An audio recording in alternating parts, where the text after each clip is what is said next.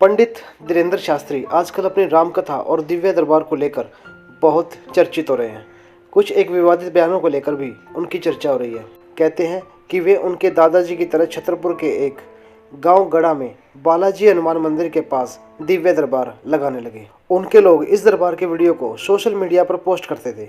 धीरे धीरे वे social media के माध्यम से लोकप्रिय हुए। बताया जा रहा है कि उनके दरबार में पहले सैकड़ों लोग अपनी समस्या लेकर आते थे।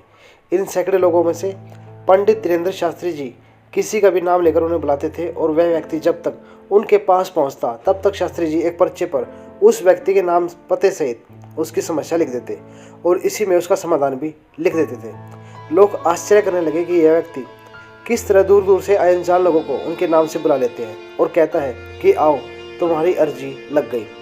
धीरेन्द्र शास्त्री यही नहीं, लोगों को यह भी बता देते हैं कि उनकी समस्या क्या है, कितनी है और कब से है, उनके पिता का नाम क्या है और बेटे का नाम क्या है। कई मीडिया चैनल वालों ने इस बात की पड़ताल की, लेकिन वह ऐसे नहीं जान पाए कि आखिर यह व्यक्ति कैसे लोगों के मन की बात जान लेता है। छोटे से गांव गढ़ा में जब सैकड़ों से हजारों और हजारों से लाखों लोग आने लगे तो धीरेन्द्र शास्त्री जी ने दूसरे शहरों में जाकर दिव्य दरबार लगाना प्रारंभ कर दिया। इस पर उनका कहना है कि लाखों लोगों का पर्चा बनाना संभव नहीं, इसलिए अब हम खुद ही लोगों के पास जाकर उनके दरबार में, उनके शहर में दरबार लगा देते हैं ताकि लोगों को सुविधा हो। हमारा यह दरबार निःशुल्क, इसमें किसी भी तरह से शुल्क नहीं लिया जाता है। मंदिर में या रामकथा में हमें जो भी पैसा मिलता है हम उसे गरीब की बेटियों की शादी और शिक्षा में खर्च करते हैं। पंडित धीरेन्द्र शास्त्री जब धीरे धीरे लोकप्रिय होने लगे तो अब वे रामकथा भी कहने लगे हैं। जगह जगह जाकर वे रामकथा कहते हैं और लोगों को हनुमान जी की भक्ति करके उन्हें प्रेरित करते हैं। रामकथा के दौरान ही वे कुछ ऐसे भी बोल जाते हैं कि जिससे विवाद उत्पन्न हो जाता है। हाल ही में उन्होंने रामनवमी के जुलूस पर पत्थर फेंके जाने वाली घटना पर कड़ी प्रतिक्रिया देते हुए हिंदुओं को कहा कि जाग जाओ, एक हो जाओ, अगर तुम अभी नहीं जागे तो तुम्हें यह अपने गाँव में भोगना पड़ेगा। सब हिंदू एक हो जाओ और पत्थर मारने वालों के घर पर बुलडोजर चलवाओ।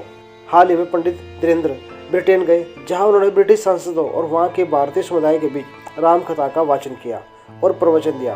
अब उनकी लोकप्रियता देश में नहीं विदेश में भी फैल गई है। पंडित धीरेन्द्र कृष्ण शास्त्री जी का जन्म 4 जुलाई 1996 में छतरपुर जिले के छोटे से गांव गढ़ा में हुआ था। वे एक बहुत ही गरीब परिवार से संबंध रखते थे। बचपन में उनके पास कभी कभार एक वक्त का भोजन भी नहीं मिलता था। हमारे पिताजी गरीब थे, वे दान दक्षिणा लेकर ही हमारा भरण पोषण करते थे। एक दिन हमने उनसे कहा कि हम भी पढ़ना लिखना चाहते हैं, वृंदावन में जाकर कर्मकांड पढ़ना चाहते हैं। उनके पिताजी के पास उस वक्त 1000 रुपये भी नहीं थे। उन्होंने गाँव में कई लोगों से उधार रुपये मांगे कि मेरा बेटा पढ़ना चाहता है, लेकिन किसी ने उधार नहीं दिया क्योंकि सभी जानते थे कि यह चुका नहीं पाएगा। हम तब वृंदावन नहीं जा पाए। धीरेन्द्र जी के पिता का नाम राम कर्मपाल गर्ग और माँ का नाम सरोज गर्ग बताया गया है। उनका एक छोटा भाई और एक बहन है। उनके दादाजी एक सिद्ध संत थे जिनका नाम भगवान दास गर्ग था। वे निर्मोही अखाड़े से जुड़े हुए थे, वे भी दरबार लगाते।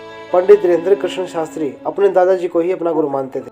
उन्होंने ही उन्हें रामायण और भागवत गीता का अध्ययन करना सिखाया था। पंडित धीरेन्द्र कृष्ण शास्त्री ने बड़ी मुश्किल से 8वीं तक पढ़ाई अपने गांव में की। उसके बाद की पढ़ाई के लिए 5 किलोमीटर पैदल चलकर गंज में जाते थे। वहां से उन्होंने 12वीं की पढ़ाई की और फिर बाद में बीए प्राइवेट किया। लेकिन बाद में हनुमान जी और उनके स्वर्गीय दादाजी की ऐसी कृपा हुई कि उन्हें दिव्य अनुभूति का एहसास होने लगा और वे भी लोगों के दुखों को दूर करने के लिए दादाजी की तरह दिव्य दरबार लगाने लगे।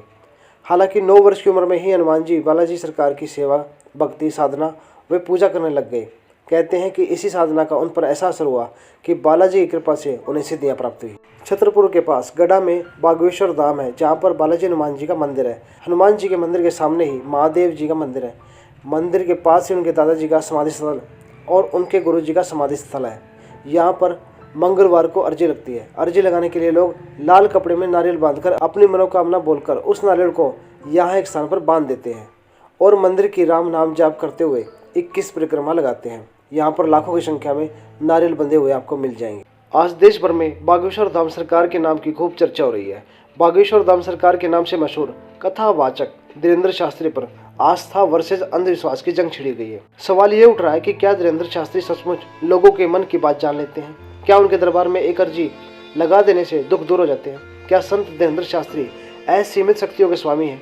धीरेन्द्र शास्त्री की सच्चाई क्या है जिसे उनके भक्त चमत्कार कहते हैं? उनकी असलियत क्या है? इन सवालों के जवाब के लिए आइए उन्हीं का कथन जान लेते हैं। एक एक्सक्लूसिव बातचीत के दौरान बागेश्वर धाम सरकार धीरेन्द्र शास्त्री ने कहा, अभी हम रायपुर में हैं, कोई गुस्सा नहीं है, मैं बुंदेली आदमी हूँ और अनपढ़ गवार आदमी हो, अपने इष्ट को मानना कानून और मौलिक अधिकार है। भारत में कुछ दोगले लोग और वामपंथी लोग हैं। आज रायपुर में दरबार लग रहा है, जिसे भी दिक्कत है वो आ जाए। हम कोई ईश्वर नहीं है, हम कोई दावा नहीं करते। हम पेन और कागज लेते हैं, ध्यान करते हैं। हम गुरु होने के नाते भगवान से हम प्रार्थना करते हैं और लोगों का दुख दूर करते हैं। लेकिन जिस प्रकार से धीरेन्द्र शास्त्री अपने सामने बैठे व्यक्ति के मन की बात पढ़ लेते हैं, इसी वजह से धीरेन्द्र शास्त्री का नाम इन दिनों चर्चा में है। लेकिन इसी बीच सुहानी शाह नाम की एक महिला जादूगर भी मीडिया में आई है और उसने भी लोगों के मन को पढ़ने का दावा किया है। सुहानी शाह ने कहा कि इसको पढ़ने के लिए विशेष तरीका होता है। उसी तरीके से लोग सामने वाले व्यक्ति की आंखों से उनके मन की बातों को जान लेते हैं। इसके बाद सवाल यह है कि क्या धीरेन्द्र शास्त्री भी सुहानी शाह की तरह लोगों के मन की बातें पढ़ रहे हैं, या वो भगवान की भक्ति करने के बाद प्राप्त शक्तियों से ये सब कर रहे हैं? इन्हीं सवालों के साथ आपको छोड़ जाता हूँ। अपने विवेक से निर्णय लें। अपना कीमती समय देने के लिए धन्यवाद।